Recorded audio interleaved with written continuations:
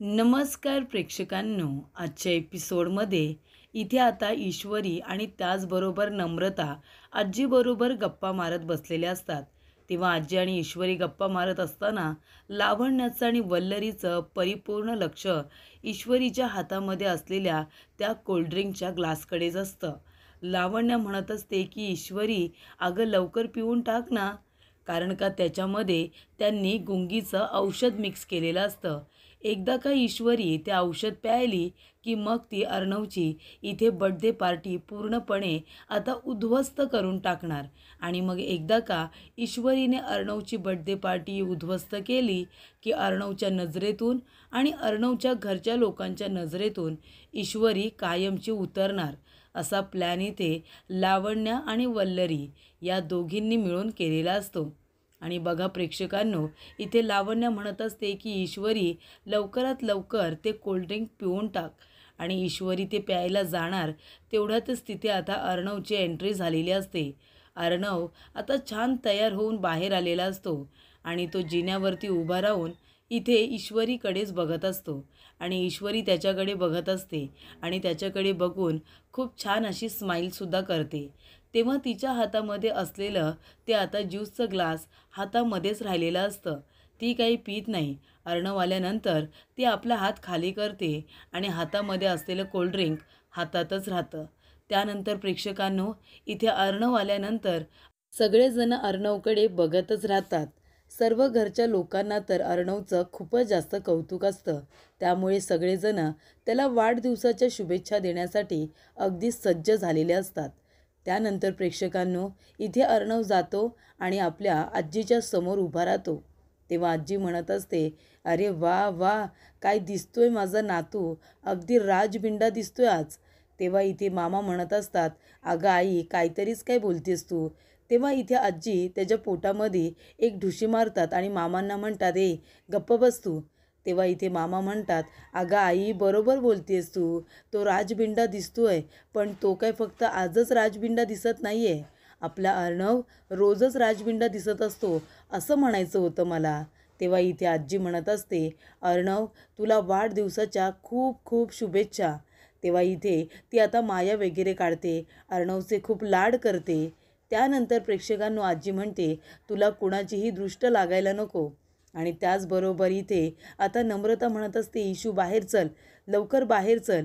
त्या दोघीजणी बहिणी आता एकमेकींना खाणाखुणा करून बाहेर आलेल्या असतात, कारण का त्यांच्या वडिलांचा फोन आलेला असतो. तेव्हा इथे नम्रता ईश्वरीला बाहेर घेऊन आलेली असते. तेव्हा ईश्वरी म्हणत असते, बाबा, आम्ही इथे अर्णव सरांच्या बड्डे पार्टीसाठी आलो आहे. तेव्हा इथे नम्रता म्हणते, तू एकटी नाही आलीस, सांग ताई पण आली आहे. तेव्हा ती म्हणते, बाबा थांबा, तुम्ही ताईजवळच बोला. त्या दोघीजणी आपल्या वडिलांबरोबर फोनवरती बोलत असताना तिथे वल्लरीसुद्धा येऊन आता बघत असते. काय बघत असते प्रेक्षकांनो, तर ईश्वरीच्या हातामध्ये असलेलं ते कोल्ड्रिंकचं ग्लास. ते आता ग्लास ती लोक बघत असतात, कारण त्याच्यामध्ये कोल्ड्रिंक संपलेलं असतं. तेव्हा वल्लरीला वाटतं की अरे वा, आपण जे आता ड्रिंक इथे ईश्वरीला दिलं होतं ते तिने पिऊन टाकले. त्याच्यामुळे आता आपल्याला जे हवं आहे ते काम आपण आता करू शकतो. तर इथे ईश्वरीला आता गुंगी येणार, तिला नशा येणार आणि त्याच्यामध्ये ती खूप मोठा गोंधळ घालून ठेवणार, असं लावण्याचं आणि वल्लरीचं म्हणणं असतं. त्यामुळे तिच्या हातातलं ड्रिंक संपलेलं बघून त्यांना असं वाटतं की ईश्वरीने हे सगळं आता प्यायला असेल. तेव्हा इथे फोनवरती बोलून झाल्यानंतर इथे ईश्वरी म्हणत असते, मला नाही बोलायचं आहे तुझ्याशी. तेव्हा नम्रता म्हणते, मला पण तुझ्याशी नाही बोलायचं आहे, मला पण तुझा राग आला आहे. दोघींचं इथे आता लुटूपुटू भांडण हे चालू असतं. त्यानंतर दोघीजणी आता पुन्हा घरामध्ये जातात. आपल्या वडिलांबरोबर त्यांचं बोलून झालेलं असतं. त्या इंदोरला परत जाणार असतात, म्हणूनच तिथे काळजीने त्यांचे वडील त्यांना फोन करत असतात. त्यानंतर प्रेक्षकांनो, इथे मामा म्हणत असतात, लेडीज अँड जेंटलमेन, इथे आपण सगळेजण जमलो आहे आपल्या अर्णवच्या वाढदिवसानिमित्त, त्याच्या बड्डे पार्टीसाठी. आणि ज्या क्षणाची आपण सगळेजण आतुरतेने वाट बघत होतो, फायनली तो क्षण आता आलेला आहे. आपण सगळेजण अर्णवला वाढदिवसाच्या शुभेच्छा तर देणारच आहोत, पण आता सगळ्यात महत्त्वाचा क्षण म्हणजे केक कटिंग. आता इथे अर्णव आपल्या सगळ्यांच्या साक्षीने केक कटिंग करणार आहे. त्यामुळे प्रेक्षकांनो इथे आता केक कटिंगसाठी सगळेजणच उत्सुक असतात। तेव्हा इथे मामा आपल्या स्टाईलने आता इथे सगळ्यांचं मनोरंजन करत इथे आता अर्णवला केक कट करायला सांगत असतात आणि इथे आता वल्लरी आणि लावण्याचं वेगळंच चालू असतं। चांगल्या कार्यक्रमामध्ये मिठाचा खडा कसा टाकायचा लावण्य आणि वल्लरी यांना बरोबर माहीत असतं। वल्लरी म्हणत असते, बघितलंस ना लावण्या, तिच्या हातातलं संपूर्ण ड्रिंक संपलं होतं, म्हणजे आता आपल्या मनासारखं घडणार, आता खूप मजा येणार आहे मामी, असं लावण्या वल्लरीला म्हणते की आता इथे धमाका होणार, कारण का ईश्वरी ते ड्रिंक प्यायले असं दोघींनाही वाटत असतं। त्यानंतर प्रेक्षकांनो इथे आता मामा म्हणत असतात की अर्णव ये आणि चल आता सगळ्यांना उत्सुकता आहे ज्या गोष्टीची ते करूया, केक कटिंग करूया चला। तेव्हा इथे अर्णव केक कट करतो, सगळेजण इथे टाळ्या वाजवतात आणि इथे अर्णवच्या वाढदिवसाचं छान असं गाणं म्हणतात। सगळेजण त्याला बर्थडे विश करतात, हॅपी बर्थडे टू यू असं म्हणत आता सगळेजण त्याला शुभेच्छा देत असतात आणि इथे लावण्याचं लक्ष ईश्वरीकडेच असतं। ईश्वरीला थोडं आता गरगरायला लागलेलं असतं। लावण्य म्हणत असते की चला आपल्या औषधाचा ईश्वरीवरती आता परिणाम व्हायला लागलाय, आता इथे औषधाचा असा काही परिणाम होणार की इथे तिला आता ती काय वागते आणि काय बोलते त्याचं भानसुद्धा राहणार नाही आहे। त्यानंतर अर्णवने केक कट केल्यानंतर तो एका प्लेटमध्ये तो केक काढून घेतो आणि मग इथे तो अंजलीला भरवतो, अंजली त्याला भरवते, त्याचबरोबर अर्णव आजीला केक भरवतो, आजी त्याला केक भरवते। तर इथे एक एक करून आपल्या फॅमिली मेंबर्सना इथे तो केक भरवत असतो। त्यानंतर आपल्या इथे भावाला आकाशला केक भरवतो, आकाशसुद्धा त्याला केक भरवतो। त्याच्यानंतर त्याचे लाडके मामांना केक भरवायला जाणार, मामा म्हणतात की आधी मामी मामी, तेव्हा इथे अर्णव मामीला आधी केक भरवतो, त्यानंतरला मामी त्याला केक भरवते। त्याचबरोबर प्रेक्षकांनो इथे आता अर्णव आपल्या मामाला केक भरवायला जाणार, तेवढ्यातच आकाश म्हणत असतो, बाबा तुम्हाला डायबिटीज आहे माहिती आहे ना? तेव्हा इथे बाबा म्हणत असतात, हो रे बाबा, पण त्याच्या गोळ्या चालू आहेत ना, आणि मी तर आता खाणार आहे केक। तेव्हा इथे अर्णव आपल्या मामाला थोडासा केक भरवतो, त्यानंतरला मामासुद्धा त्याला केक भरवतात। तर अशा रीतीने आपल्या फॅमिली मेंबर्सना केक भरून झाल्यानंतर तिथे लावण्या उभी असते आणि लावण्या ही आता त्याची फॅमिली फ्रेंडसुद्धा असते, त्याच्यामुळे तो आता लावण्याला केक भरवतो। तेव्हा लावण्य त्याला केक भरवते आणि इथे खूपच जास्त प्रेमाने बर्थडे विश करते। तेव्हा इथे अर्णव आता ईश्वरीकडे बघतो आणि म्हणत असतो, मी सिंदूर इकडे ये। तेव्हा ईश्वरीला आता जायचं नसतं, तिला थोडं ऑकवर्ड वाटत असतं। तेव्हा इथे अंजली म्हणते, ये ना ईश्वरी ये, आणि ईश्वरीला आता इथे कसं तरी वाटत असतं, मात्र अंजलीला आनंद झालेला असतो की अर्णव सगळ्यांसमोर इथे ईश्वरीला आता केक भरवण्यासाठी बोलावतोय। त्यानंतर इथे आता वल्लरी म्हणत असते, लावण्या अगं काय चाललं हे, औषधाचा परिणाम ह्या ईश्वरीवरती आता कधी होणार आहे? तर प्रेक्षकांनो इथे आता ज्या वेळेला ईश्वरीच्या वडिलांचा फोन आलेला असतो त्यावेळेला ईश्वरी आणि नम्रता दोघीजणी मोबाईलवरून भांडत असतात की मी बोलणार बाबांबरोबर, मी बोलणार बाबांबरोबर, असं बोलत असताना दोघींमध्ये छोटंसं भांडण होतं आणि त्याच्यामध्ये ईश्वरीच्या हातामध्ये जे ड्रिंक असतं ते संपूर्णपणे झाडाच्या बुंदाशी पडतं, म्हणजे ते झाडामध्येच कुंडीमध्येच पडतं, म्हणजे त्यातलं ड्रिंक ती काही प्यायलेली नसते। पण इथे आता वल्लरीला वाटत असतं की ते ड्रिंक ती प्यायले, पण तसं न होता ते संपूर्ण ड्रिंक इथे कुंडीमध्ये सांडलेलं असतं। तेव्हा इथे अर्णव आता ईश्वरीला बोलावतो आणि म्हणतो की हे बघ असं भरवतात, आणि तो इथे आता तिला भरवतो। तेव्हा ईश्वरीला आठवतं की ती जेव्हा अर्णव म्हणत असतो की मला भरव मी सिंदूर, तेव्हा ती भरवायला जाणार, तिला फार लाज वाटते आणि ती अर्णवच्या हातावरती मिठाई ठेवते। तेव्हा अर्णव तिला म्हणतो की मी सिंदूर असं भरवायचं असतं, तेव्हा तिला आठवतं की इथे अर्णवने तिला का टोमणा मारला। त्यानंतर ईश्वरीसुद्धा त्याला केक भरवते आणि हॅपी बर्थडे विश करते। त्यानंतर प्रेक्षकांनो इथे आता अर्णव आणि ईश्वरी दोघेजण एकमेकांना केक भरवतात, हे लावण्याला काही अजिबात आवडत नाही। लावण्या तशीही ईश्वरीला घेऊन खूपच जास्त इन्सिक्युअर आहे आणि त्याच्यामध्ये अर्णव ईश्वरीला इतकं अटेन्शन देतो हे आता तिला अजिबात आता सहन होत नाही।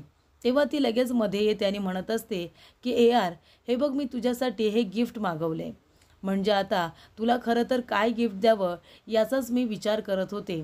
कारण तू माझ्यासाठी किती प्रेशियस आहेस हे तुलासुद्धा बरोबर माहिती आहे.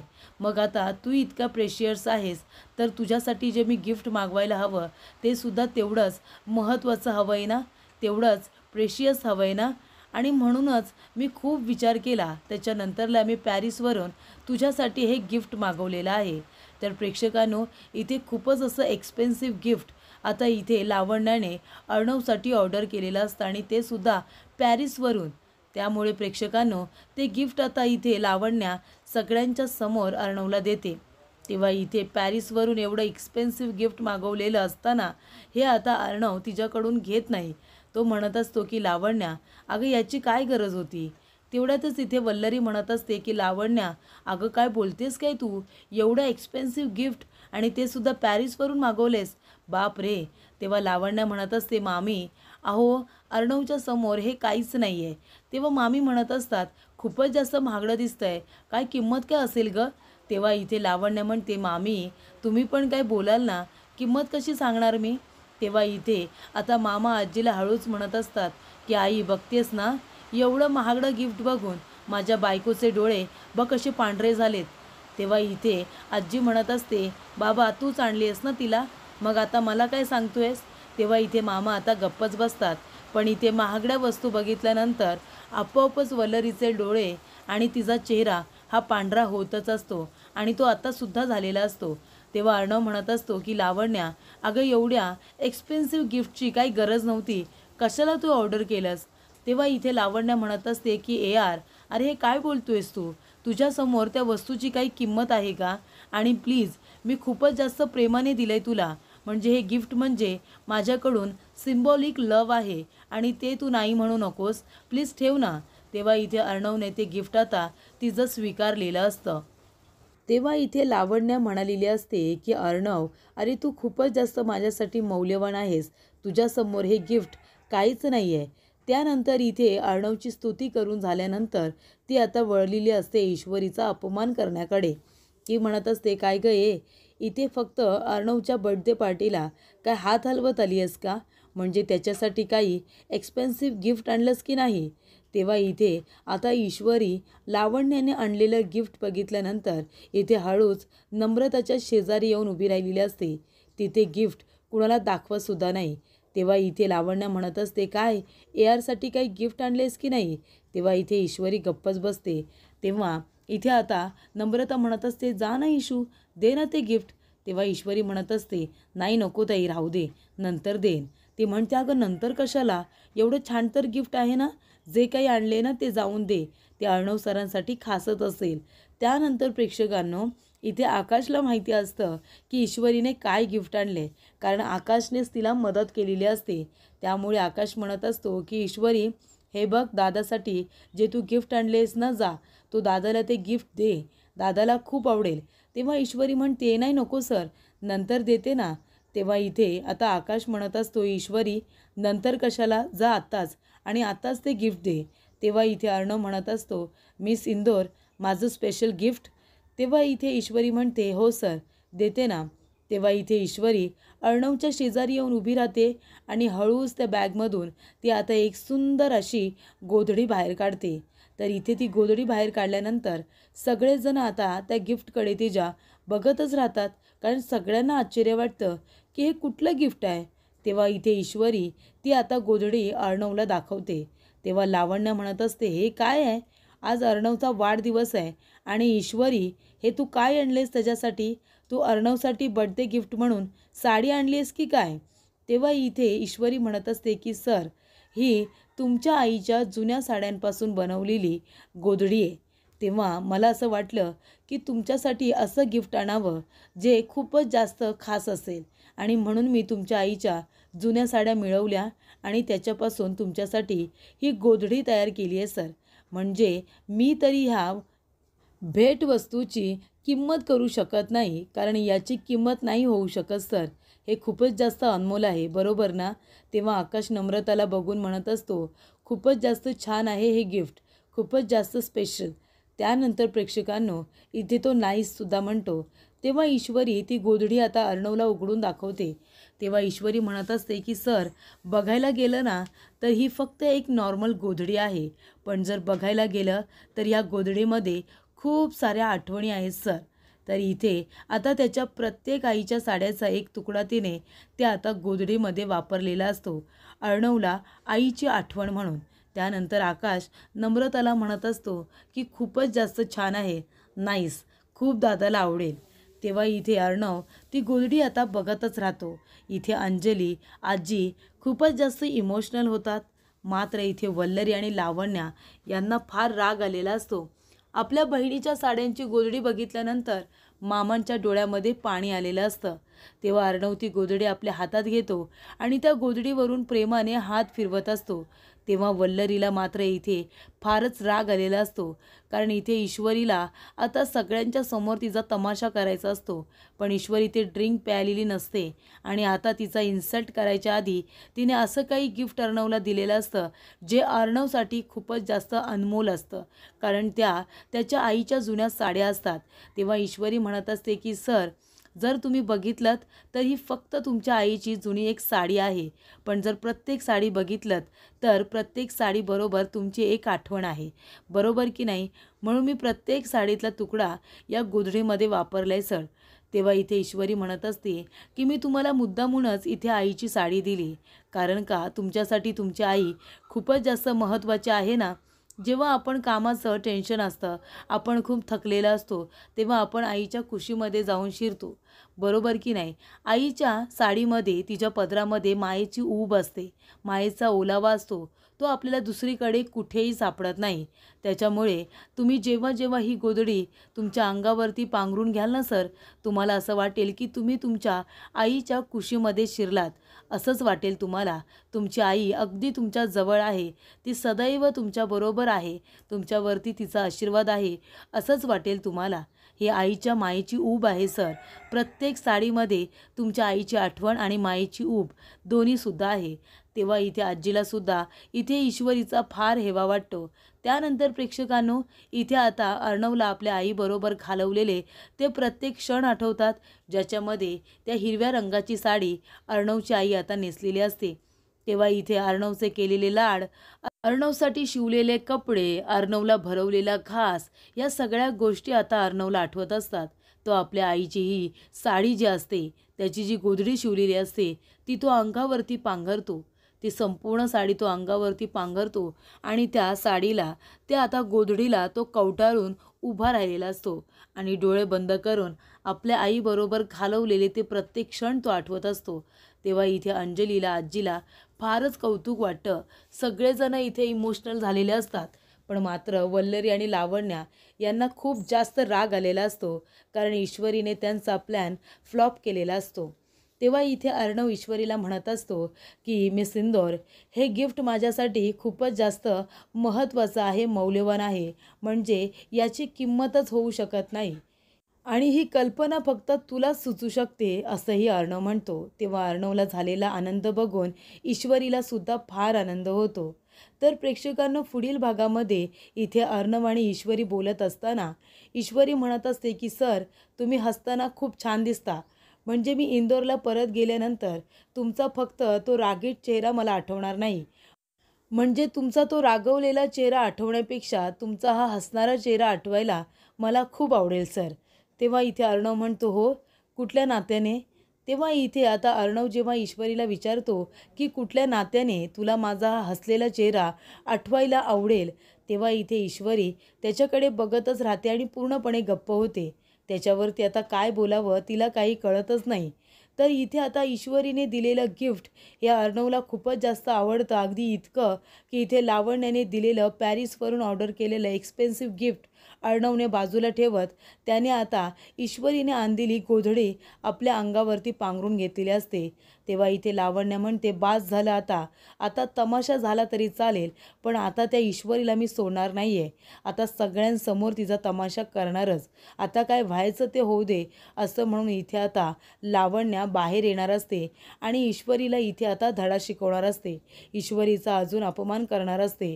तेव्हा इथे आता वल्लरी तिला थांबवण्याचा प्रयत्न प्रयत्न करत असते, पण लावण्य काही थांबायला तयार नसते. तिला तमाशा करायचा असतो. तेव्हा ती म्हणते की सावर स्वतःला, लावण्य सावर. लावण्य इथे कुणाचंही ऐकत नाही.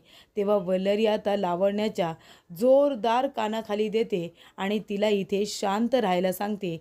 तिला शांत करते.